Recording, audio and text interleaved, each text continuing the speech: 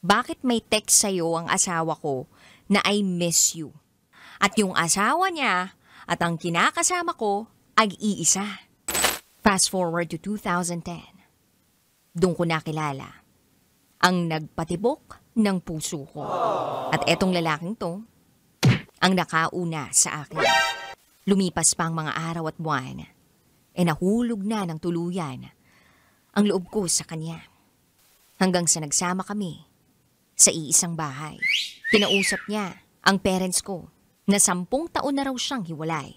Yung dati niyang asawa ay may kinakasama na rin at may anak na sa iba.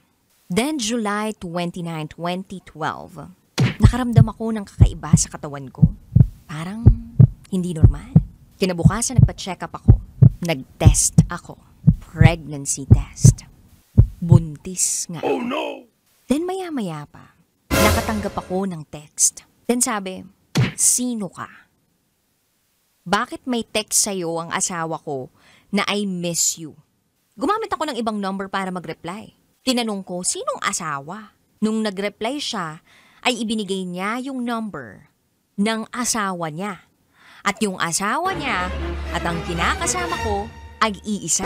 Iyak ako ng iyak, tinatanong ko ang sarili ko kung bakit. Bakit ang tanga-tanga ko? Hanggang sa kinumpronta ko ng asawa ng kinakasama ko.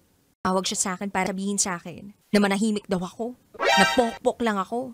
Mahal ko yung kinakasama ko. Buntis ako. At anak namin yun. Ayokong lumaki yung anak namin na walang kinikilalang ama. Kaya kahit maraming masasakit na salita ang natanggap ko mula sa misis niya, tinanggap ko yun. Tinanggap ko na hindi ako ang priority. Na option lang ako. Kailangan pa bang i-memorize yan? Love Radio. Basic!